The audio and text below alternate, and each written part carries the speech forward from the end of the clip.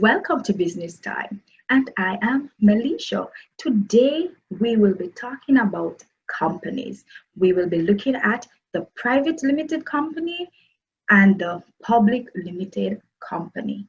Now, the first thing that we must figure out is what is a company? A company is a business entity that is set up by individuals, and these individuals are usually referred to as shareholders. So a company is registered, and when it's registered, it is set up to have its own legal identity. And what this simply means is that a company can sue or be sued, and it's not like in a partnership or a sole trader business where if anything goes wrong, then it's the owners of the business who will be affected. But with a company having limited liability as well, it is the company itself and not its owners who will be affected. There are several documents that must be submitted to the Companies Office of Jamaica, and when all the relevant documents are submitted, then a certificate of incorporation will be issued. Several documents must be submitted. Some of these are the articles of incorporation and a declaration of compliance. Let's look at the differences between the private limited company and the public limited company. The public limited company can issue shares on the stock exchange. They can do so publicly, and so will be able to get a lot of financial support. However, a private limited company is unable to do that because they cannot list their shares publicly. They have to do so privately, which might be geared towards family members or friends. And so just about anyone in the public can purchase shares in a public limited company. Usually in a private limited company, you may have 2 to 50 shareholders. In some instances, like in Jamaica, you can have one person owning a private limited company.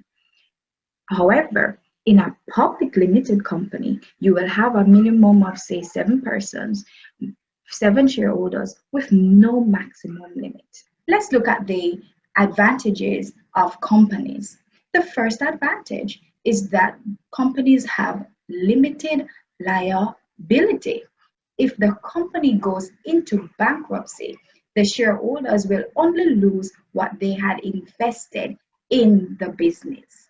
Another advantage of companies is that there is greater access to capital than in a sole trader business or a partnership, because you can have way much more owners than those of these other businesses.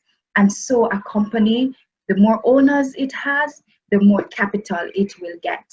Also, another benefit of having a company is that there is continuity of the business. So even if a shareholder dies, the business still goes on. Unlike in a sole trader business, if the owner dies, then that is it for that business.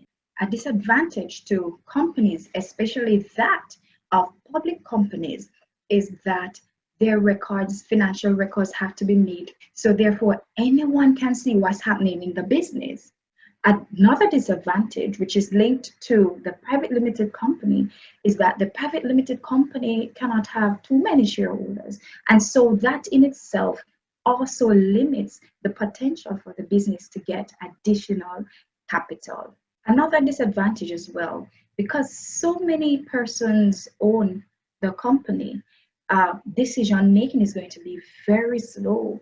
Other than, like, if it's in a sole trader business, it's just one person, the owner, who makes all the critical decisions.